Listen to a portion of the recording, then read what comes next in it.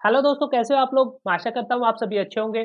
Friend, मैं राजेश सोल्डा आपका स्वागत करता हूँ हमारे YouTube channel British English classes के एडिटोरियल सेशन में। आज हम जानेंगे कि कैसे न्यूज़पेपर की सहायता से हम अपना इंग्लिश का जो अंडरस्टैंडिंग है उसको इन्हेंस कर सकते हैं। तो चलिए एडिटोरियल को हम पढ़ना स्टार्ट करते हैं। आज का जो एडिटोरियल वो 3 जून से लिया गया है। एक्चुअली है किसके बारे में? एडिटोरियल है बच्चों के बारे में। ऐसे बच्चे जो ऑर्फन हो गए, ऑर्फन मतलब अनाथ हो गए हैं, किसके कारण? कोविड-19 के कारण। सो ऐसे बच्चे जो कोविड-19 के कारण अनाथ हो गए हैं, उनके लिए गवर्नमेंट ऑफ इंडिया ने कुछ स्कीम्स अनाउंस की है, राइट? तो उसी के बारे में एडिटोरियल है। लेकिन इस स्कीम्स के बारे में, इन राहत स्कीम्स के बारे में जब सुप्रीम कोर्ट ने डिटेल मांगी कि कैसे आप इन स्कीम्स को इम्प्लीमेंट करोगे, तो गवर्नमेंट ऑफ इंडिया के पास में कोई जवाब था ही नहीं। उन्होंने बोला कि अभी तक हमने इनकी जो रूपरेखा है, कैसे इम्प्लीमेंट करना है, अभी तक हमने कोई भी इसका ढांचा तैयार नहीं किया है। तो चलिए आज का एडिटोरियल पढ़ना स्टार्ट करते हैं। Embarrassing children. एम्बैरेस करना, एम्बैरेस का मतलब होता है इन्वॉल्व करना, शामिल करना। गले लगाना भी होता है, लेकिन यहाँ पे मीनिंग निकलेगा शामिल करना। किनको? बच्चों को शामिल करना। किन में? उस स्कीम्स के अंदर। और है ये बच्चे जो अनाथ हुए हैं, किसके कारण अनाथ हुए? कोविड-19 के कारण। स्पीडी इम्प्लीमेंटेशन, बहुत ही तेजी से किसी चीज को लागू करना इज एसेंशियल, बहुत ज्यादा जरूरी है। किस चीज का इम्प्लीमेंटेशन करना बहुत ज्यादा जरूरी है? रिलीफ स्कीम्स का, जो भी राहत की जो भी स्कीम्स है उनके लिए। किनके लिए? बच्चों के लिए, जो बच्चे अनाथ हुए हैं कोविड-19 के कारण। सो जो भी इम्प्लीमेंटेशन है, इम्प्लीमेंटेशन को बहुत ज्यादा तेजी से लागू किया जाए, वो जरूरी है। Well, begin is not always half done. हमेशा हम बोलते हैं कि अगर आपने काम को स्टार्ट कर लिया तो इसका मतलब है कि आधा काम हो गया। लेकिन ये हमेशा ठीक नहीं होता। हमेशा हर किसी के संदर्भ में हम इसका यूज नहीं कर सकते। Begun is not always half done. And in any case, किसी भी केस की अगर बात करें, अगर हम इस पर्टिकुलर केस की बात करते हैं, half done is never good enough. और हाफ डन मतलब आधा अधूरा करना हमेशा अच्छा नहीं होता। सेंटर रिस्पॉन्स, सेंटर का जो भी रिस्पॉन्स था, केंद्र सरकार का जो रिस्पॉन्स था सुप्रीम कोर्ट को, रिस्पॉन्स में क्या बोला कि दैट की मॉडलिटीज, मॉडलिटीज मतलब जो भी रूपरेखा है, किस चीज की रूपरेखा? ऑफ द एक्सपेंसिव, एक्सपेंसिव मतलब जो भी विस्तारवादी जो सहायता का प्रोग्राम है, असिस्टेंस प्रोग्राम है बच्चों के लिए। ऑर्फन जो बच्चे हैं कोविड-19 के कारण, जो बच्चे ऑर्फन हुए हैं, उनका जो सहायता का प्रोग्राम है, जिसको अनाउंस किया गया, किसके द्वारा अनाउंस किया गया? हमारे प्राइम मिनिस्टर के द्वारा अनाउंस किया गया। और ये जो मोडेलिटीज है, जो भी रूपरेखा है, were yet yet to be formulated, अभी भी बनाई जानी है। और ये क्या, किस रूप में आया? एक डिसअपॉइंटमेंट के रूप में आया। तो यहाँ पे जब सुप्रीम कोर्ट ने केंद्र सरकार से पूछा कि कैसे आप, आपकी मॉडलिटीज क्या रहेगी, कैसे आपकी रूपरेखा क्या है इस प्रोग्राम को अनाउंस करने की? कौन सा प्रोग्राम? जो हमारे प्राइम मिनिस्टर ने अनाउंस किया कि जो भी बच्चे ऑर्फन हुए हैं, अनाथ हुए हैं कोविड-19 के कारण, उनको सहायता दी जाएगी। उसके बारे में जब केंद्र सरकार से सुप्रीम कोर्ट ने पूछा, तो केंद्र सरकार के पास कोई भी जवाब नहीं था, और ये एक डिसअपॉइंटमेंट के रूप में देखा जा रहा है। वाइल, हालांकि राइटली फेटेड, फेटेड होता है जोर शोर से बात करना, या फिर हम उत्साहवर्धक बोलना, उत्सव मनाना। वाइल राइटली फेटेड, हालांकि राइटली फेटेड बहुत इन्होंने उत्साहपूर्वक बनाया फॉर इट्स अनाउंसमेंट, अपनी अनाउंसमेंट को। कौन सी अनाउंसमेंट है? जो कॉम्प्रिहेंसिव प्रोग्राम की अनाउंसमेंट है। किनके लिए? मोस्ट वनरेबल सेक्शन के लिए। कौन सा सेक्शन है? पॉपुलेशन का। ड्यूरिंग कोविड-19, कोविड-19 के दौरान, पेंडेमिक के दौरान, जो ऐसा सेक्शन था, जो पॉपुलेशन का एक ऐसा तबका था जो बहुत ही नाजुक तबका था, उनके लिए इन्होंने कॉम्प्रिहेंसिव प्रोग्राम जब अनाउंस किया तो इसको बहुत ही उत्साहपूर्वक बताया। चिल्ड्रन, जो बच्चे हैं, the centre did not lay down. और जो सेंटर है उन्होंने अभी तक ले डाउन नहीं किया। ले डाउन करना मतलब शामिल नहीं किया। क्या शामिल नहीं किया? क्या प्रोसीजर क्या रहेगा, फॉर्मेलिटीज क्या रहेगी, और इम्प्लीमेंटेशन कैसे किया जाएगा। मतलब अनाउंसमेंट तो इन्होंने बहुत ज्यादा उत्साहवर्धक कर दी, एक उत्सव के रूप में अनाउंसमेंट तो कर दिया, लेकिन इनके पास में जो सेंटर है, सेंटर के पास में अभी भी कोई भी प्रोसीजर नहीं है, कोई भी मॉडलिटीज नहीं है, कैसे इसको फॉर्मुलेट किया जाएगा, कैसे इंप्लीमेंट किया जाएगा। इट इज क्लियर, यह स्पष्ट है किससे स्पष्ट है? From the National Commission for the Protection of the Child Right. So ये एक एजेंसी है जो बच्चों के अधिकार के लिए फाइट करती है। सो इससे ये स्पष्ट है, इन्होंने सबमिशन किया है, इन्होंने स्वीकारा है सुप्रीम कोर्ट में। क्या स्वीकारा है? कि लगभग 10,000 ऐसे बच्चे हैं जिनको आवश्यकता है, इमीडिएट केयर एंड प्रोटेक्शन की आवश्यकता है। किसने बोला ये? National Commission for the protection and child right ने सुप्रीम कोर्ट के सामने एक अपना रिपोर्ट सबमिट किया और उसमें बोला कि लगभग 10,000 ऐसे बच्चे जिनको इमीडिएट प्रोटेक्शन की आवश्यकता है। दे इंक्लूड, इसमें शामिल, दे इंक्लूड, वे शामिल होते हैं कौन से? एज्ड बिटवीन, जो 10,000 है उसमें से कौन से एज के बच्चे हैं? 0 से लेके 17 साल के ऑर्फन बच्चे हैं, या तो ऑर्फन है, अनाथ है, या फिर अबेंडन हो गए हैं। अबेंडन मतलब जिनको त्याग दिया गया है during the covid pandemic since मार्च 2020। 2020 से अगर बात करें तो लगभग 10,000 बच्चे हैं और उनका एज ग्रुप क्या है? 0 से लेके 17 ईयर्स है। द टोटल वॉज, जो टोटल था वो कितना था? 9,346 children who have been affected, जो बच्चे अफेक्ट हुए हैं, इंक्लूडिंग, जिसमें शामिल है 1,742 तो ऐसे हैं जिन्होंने अपने दोनों पेरेंट्स को ही खो दिया है, फादर मदर दोनों की डेथ हो गई है, और 7,464 ऐसे है जिसका एक पेरेंट्स चला गया है, या तो फादर या फिर मदर।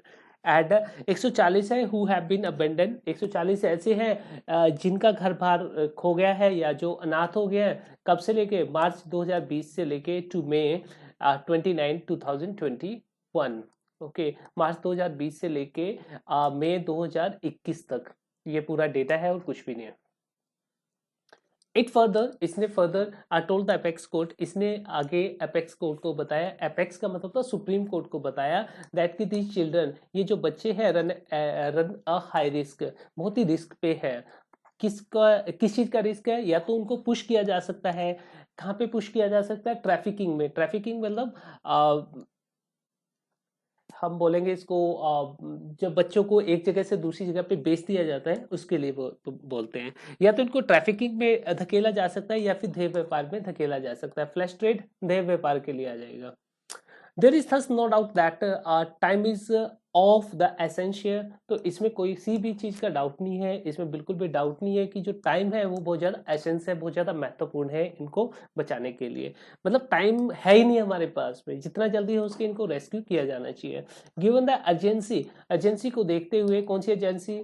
जो भी रेस्क्यू करने की एजेंसी है, इनको बचाव करने की अर्जेंसी को देखते हुए इन बच्चों को, द गवर्नमेंट कैन नॉट डिवेडल, जो गवर्नमेंट है वो ज्यादा डिवेडल नहीं हो सकती, डिले नहीं कर सकती। किस चीज में डिले नहीं कर सकती? फिगरिंग आउट करने में, इम्प्लीमेंटेशन स्ट्रेटजी को। मतलब जो गवर्नमेंट को अपनी इम्प्लीमेंटेशन स्ट्रेटजी है फटाफट फिगर आउट करना चाहिए, और अर्जेंसी है इनको रेस्क्यू करने की, फटाफट उसको, इन बच्चों को रेस्क्यू किया जाना चाहिए।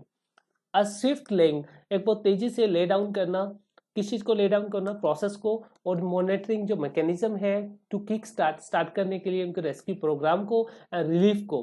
बिसाइड्स, इसके अलावा, एक तो पहली बात ये बोल दी कि एक बहुत ही तेजी से ले डाउन किया जाना चाहिए प्रोसेस को, इनको मॉनिटर करने का जो मैकेनिज्म है, और शुरुआत की जानी चाहिए रेस्क्यू एंड रिलीफ की। बिसाइड्स, इसके अलावा अंडरटेकिंग करना, अंडरटेकिंग करना ध्यान में रखना, कंटिन्यूइंग प्रोसेस को ऑफ एस्टिमेटिंग, ताकि एस्टिमेट लगातार किया जा सके, बेनिफिशरीज का इज नीडेड, वो बहुत ज्यादा आवश्यकता है। ओके, नेक्स्ट है चिल्ड्रन हैव लिटिल और नो एजेंसी, जो बच्चे हैं उनके पास नाम मात्र या फिर कोई भी साधन होते नहीं। यहाँ पे एजेंसी मतलब साधन के लिए हम बोलेंगे ऑफ द ऑन, उनके पास खुद के कोई भी साधन नहीं होते जीविका के लिए। एंड आर स्टिल, और जो चिल्ड्रन है वो आर स्टिल, वो अभी भी डिपेंडेंट है किसके ऊपर? अडल्ट के ऊपर डिपेंडेंट होते हैं to get by. Get by मतलब अपनी अच्छाई के लिए वो अडल्ट पे ही डिपेंडेंट होते हैं। अगर अडल्ट उनका अच्छा करना चाहता तो अच्छा भी कर सकता है, अगर अडल्ट बुरा करना चाहता तो उनके साथ में बुरा भी कर सकता है। सो इनकी खुद की कोई एजेंसी नहीं होती, खुद के कोई साधन नहीं होते। जो बच्चे हैं वो हमेशा अडल्ट पे डिपेंड करते हैं। और जो डिसरप्शन हुआ है, डिसरप्शन कौन सा? कोविड-19 के कारण, has what to on their lives is devastating, और जो डिसरप्शन है वो बहुत ज्यादा डेवास्टेटिंग हुआ है। डेवास्टेटिंग मतलब उसने तबाह कर दिया बच्चों की लाइफ को। द एक्सपीरियंस, जो भी एक्सपीरियंस है, जो स्टेट्स का, राज्यों का ये जो एक्सपीरियंस है, कौन सा एक्सपीरियंस? जिसने स्पैंक कर दिया, स्पैंक करना स्टॉप कर दिया। किस चीज को स्टॉप कर दिया था? राहत के प्रोग्राम को, असिस्टेंस राहत के लिए। और किन की राहत के लिए? बच्चों के लिए, जो बच्चे जो ऑर्फन हुए थे, किसके द्वारा ऑर्फन हुए थे? जो सुनामी आई थी तब ये ऑर्फन हुए थे वो क्या है, फैक्टर इन है। फैक्टर इन मतलब ये थोड़ा बहुत बेनिफिट पहुंचा सकता है इनको, क्योंकि स्टेट्स के पास में एक्सपीरियंस है। कौन सा एक्सपीरियंस है, जब सुनामी आई थी तो सुनामी के कारण बहुत सारे बच्चे अनाथ हो गए थे, तो उस टाइम का जो एक्सपीरियंस है वो स्टेट्स को थोड़ा बेनिफिट पहुंचा सकता है। देवर एम्बेरेस्ड, देवर एम्ब्रेस्ड मतलब इन्वॉल्व किए गए थे इनटू द सेफ्टी नेट के अंदर of the social security system के अंदर, एंड फंड्स वर प्लेस्ड, उस टाइम पे भी बच्चों के अकाउंट में फंड को प्लेस किया गया था, पैसा डाला गया था in a trust. Okay, placed in a trust, एक ट्रस्ट में बच्चों के नाम पे पैसा डाला गया था उनके लिए, ताकि वो यूज कर सके तब जब वो एक पर्टिकुलर एज को प्राप्त करते हैं। ओके, तो स्टेट्स के पास में बहुत सारे एक्सपीरियंस है। कौन सा एक्सपीरियंस है, जब सुनामी आई थी, सुनामी के टाइम पे जो भी प्रॉब्लम आई थी, तो उस प्रॉब्लम को स्टेट ने कैसे सामना किया था। ओके, तो स्टेट के पास एक्सपीरियंस है, क्योंकि पहले भी बच्चों को सेफ्टी नेट में शामिल किया गया था और उनको सोशल सिक्योरिटी सिस्टम में शामिल किया गया था और फंड को प्लेस किया गया था एक ट्रस्ट के नाम पे, और जब बच्चे पर्टिकुलर एज पे पहुंचे तब उनके अकाउंट में पैसा डाल दिया गया था, इट मीन उनको पैसा दे दिया गया था। वाइल द प्लान्स अनाउंस, हालांकि जो प्लान है जिनको अनाउंस किया गया है, किसके अंडर में अनाउंस किया गया, पीएम केयर्स फंड के अंदर जो प्लान है, हालांकि वो इंक्लूड करते हैं, हालांकि जो भी प्लान है इस टाइम पे जो भी प्लान बनाए इन्होंने वो इंक्लूड करते हैं, किस चीज को इंक्लूड करते हैं, and far from more expensive, और ये बहुत ज्यादा एक्सपेंसिव, एक्सपेंसिव मतलब विस्तारवादी है। लुकिंग एट फंडिंग, और इसमें किस चीज़ों को शामिल किया गया है, स्कूल को शामिल किया गया है, हायर एजुकेशन को शामिल किया गया है, उनकी हेल्थ का भी ध्यान रखा गया है, इंश्योरेंस, हेल्थ इंश्योरेंस का भी ध्यान रखा गया है। So a promise is nothing if not fulfilled. So एक प्रॉमिस का कोई भी मतलब नहीं रह जाता अगर उसको फुलफिल नहीं किया जाता है।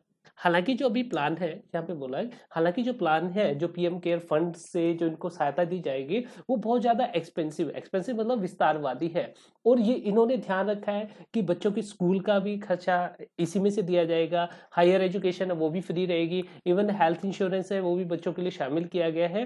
तो ये अच्छी बात है, लेकिन आगे राइटर ने बोला है कि अ प्रॉमिस इज नथिंग, प्रॉमिस का कोई भी मतलब नहीं रह जाता अगर उसको फुलफिल नहीं किया जाता, तो फुलफिल करना बहुत ज्यादा जरूरी है।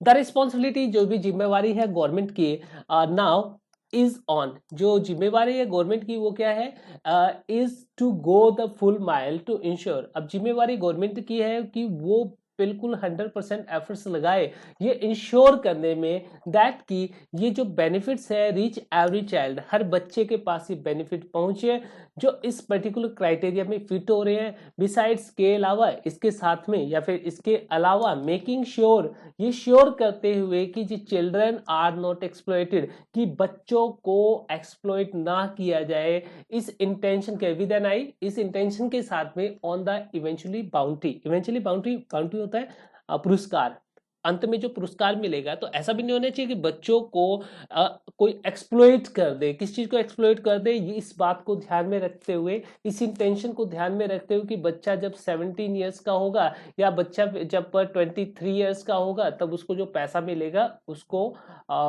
वो लोग यूज कर ले।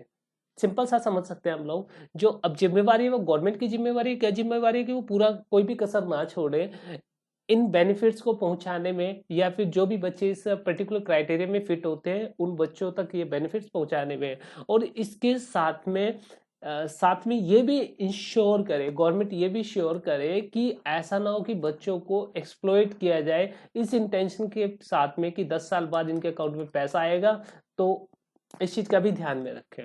सेवरल स्टेट्स, बहुत सारे स्टेट्स हैं, हैव अनाउंस्ड, उन्होंने अनाउंस कर दिया है, क्या अनाउंस कर दिया है, देयर चाइल्ड केयर पैकेज को अनाउंस कर दिया है, तो सिमिलर लाइंस टू, इसी चीज को संदर्भ में रखते हुए बहुत सारे स्टेट्स हैं उन्होंने चाइल्ड केयर पैकेज को अनाउंस कर दिया है with some setting up monitoring committee, और कुछ ने तो मॉनिटरिंग कमेटी भी सेटअप कर दिया है इंश्योर करने के लिए इस इम्प्लीमेंटेशन को। ये प्लान है ताकि अच्छे से इम्प्लीमेंट हो सके, इसके लिए मॉनिटरिंग कमेटी भी स्टैब्लिश कर दिया है। सिंसियर इम्प्लीमेंटेशन, जो सिंसियर इम्प्लीमेंटेशन है थ्रू कमिटेड स्टाफ के through and using existing system, और अभी का जो एग्जिस्टिंग सिस्टम है उसको यूज करते हुए, सच एज जैसे कि अभी 1098 कोई नंबर जारी किया है फॉर द पीरियोडिक, जिसमें एक पर्टिकुलर पीरियड के अंदर, कुछ पर्टिकुलर पीरियड के अंदर आइडेंटिफाई किया जाएगा बच्चों को जो इन नीड, जो जरूरत में है। एंड वुड बी, ये हो सकता है, क्या हो सकता है, कॉर्नर स्टोन हो सकता है। कॉर्नर स्टोन मतलब एक आधारशिला हो सकती है फॉर सच ए प्रोजेक्ट, ऐसे प्रोजेक्ट के लिए। मतलब एक नंबर इन्होंने अनाउंस कर दिया, ये 1098 नंबर अनाउंस किया है, राइट। और ये आइडेंटिफाई करेगा, मतलब इस पे नंबर पे आइडेंटिफाई करवा सकते हैं कि ये बच्चा ऐसा है जो अनाथ हो गया है, और ये क्या हो सकता है, एक आधारशिला हो सकती है ऐसे पर्टिकुलर प्रोजेक्ट की, स्पेशली एट ए टाइम, मुख्य रूप से ऐसे समय पे व्हेन द, जब ऑनस्लॉट है, जो भी प्रहार है कोविड 19 का, इज फार फ्रॉम ओवर। तो ऐसा नहीं कि अभी जो कोविड 19 का जो प्रहार था वो अभी ओवर होने वाला है, वो बहुत ज्यादा दूर है। दूर है मतलब काफी ज्यादा टाइम लगेगा। जो बच्चे इससे प्रभावित हुए हैं तो उनको उभरने में बहुत ज्यादा टाइम लगेगा। So it was all about the editorial. Thank you very much. Take care.